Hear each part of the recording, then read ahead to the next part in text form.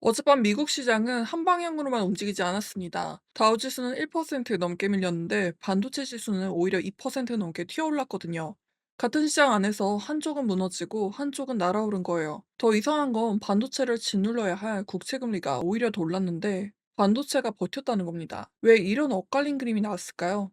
그 밑바닥에 다시 뜨거워진 중동과 거기서 번진 물가 걱정이 깔려 있었습니다. 오늘 이걸 순서대로 따라오시면 왜 시장이 둘로 나뉘었고 앞으로는 뭘 봐야 하는지 정리가 되실 거예요. 어젯밤 숫자부터 먼저 짚어드릴게요. 지수가 서로 나뉘었는데요. 다우가 52,348포인트로 1.09% 하락했습니다.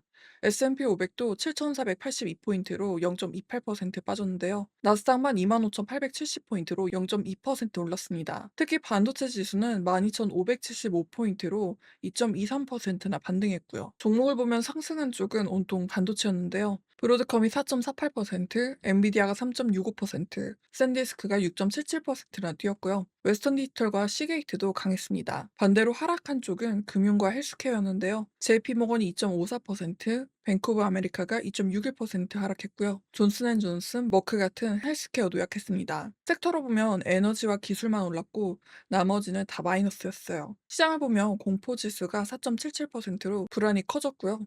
무엇보다 10년물 국채금리가 4.581%로 이틀째 올랐습니다. 환율은 1,506원이었고요. 자, 그러면 오늘 이렇게 둘로 나뉜 그림을 하나씩 풀어볼게요. 첫 번째는 왜 시장이 이렇게 둘로 나뉘었다는 겁니다. 어젯밤 다우를 끌어내린 건 금융과 헬스케어, 산업재였는데 이들의 공통점이 금리에 예민한 업종이란 겁니다. 금리가 오르면 대출로 먹고 사는 은행이나 미래 이익을 당겨 쓰는 종목들이 먼저 흔들리거든요. 그런데 딱 하나 반도체만이 이 흐름을 거슬러 올라갔습니다. 금리가 오르면 반도체 같은 성장주가 제일 먼저 맞아야 하는데 어젯밤은 정반대의 모습으로 흘러간 거죠. 그러니까 오늘의 진짜 질문은 이겁니다. 다들 금리에 눌리는데 반도체는 대체 뭘 믿고 홀로 튀어올랐을까요? 그 답은 애플과 브로드컴이 맺은 초대형 계약이 있었습니다. 어젯밤 애플이 브로드컴과 300억 달러 규모의 반도체 공급 계약을 공식 발표했습니다. 애플이 브로드컴한테 이만큼 장기로 대규모로 돈을 쓴다는 건 그만큼 AI와 반도체에 대한 투자가 식지 않았다는 강력한 신호거든요. 이 소식에 브로드컴이 튀고 엔비디아와 메모리 종목까지 반도체 전체가 같이 올라간 겁니다. 금리 걱정보다 AI 투자는 계속된다는 믿음이 더 셌던 거예요. 그런데 정작 시장 전체를 무겁게 누른 건 따로 있었습니다. 바로 중동인데요. 트럼프 대통령이 나토 정상회의에서 이란과의 휴전은 끝났다고 못을 박았습니다. 미군이 이틀 연속으로 이란을 공습했는데 방공망이랑 대한 미사일 기지 등 80개가 넘는 표적을 때렸고요. 열흘 전 공습보다 4~5배 강한 규모였습니다. 이란도 가만히 있지 않았겠죠. 외무부가 미국이 종전합의를 통째로 위반했다며 반발했고요. 군은 압도적으로 대응하겠다고 경고했습니다. 지난달에 겨울 맺은 휴전이 완전히 깨지면서 중동 긴장이 순식간에 최고조로 치달은 거예요. 그리고 트럼프 대통령이 이란 얘기를 꺼낸 바로 그 나토 회의에선 또 다른 하나의 결정도 나왔습니다.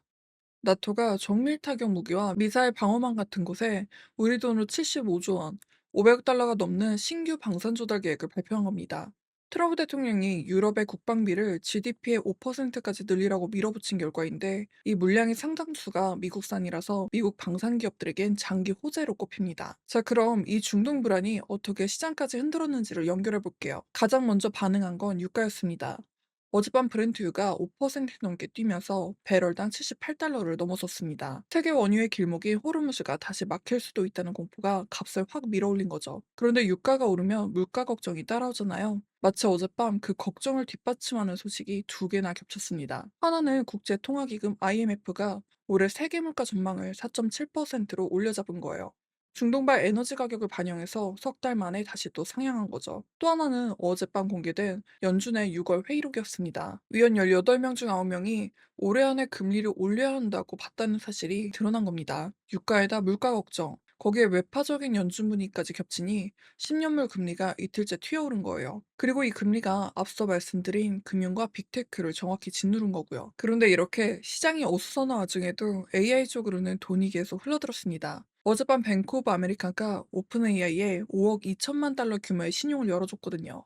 흥미로운 건 이 은행이 예전엔 오픈 AI를 너무 위험하다며 거절했다는 점인데요. 그랬던 곳이 입장을 180도 바꾼 건 곧 있을 오픈 AI 상장에서 주간사 자리를 잡으려 했다는 계산이었습니다. 앞서 애플의 300억 달러 반도체 투자하고 묶어서 보면 지정학은 흔들려도 AI로 향하는 자금은 오히려 더 공격적으로 몰리고 있다는 걸 보여준 하루였어요. 다시 불붙은 중동이 유가를 5% 넘게 밀어올렸고, 거기에 IMF의 물가 상향과 연준의 매파적인 회의록까지 겹치면서 금리가 이틀째 올랐습니다. 그 금리가 금융과 헬스케어, 빅테크를 끌어내려 다우를 밀어냈고요. 하지만 반도체만큼은 애플의 300억 달러 계약을 등에업고 금리와 지정학적 이슈에도 불구하고 홀로 튀어올랐습니다. 결국 지금 시장은 지정학과 금리라는 무거운 짐과 AI 투자라는 강력한 엔진이 정면으로 맞서는 형국인 거죠. 그래서 앞으로 볼 것도 분명합니다. 첫 번째는 중동 긴장이 유가와 물가를 어디까지 밀어올리는지, 두 번째는 그 압력을 AI 투자 열기가 계속 버텨낼 수 있는지입니다.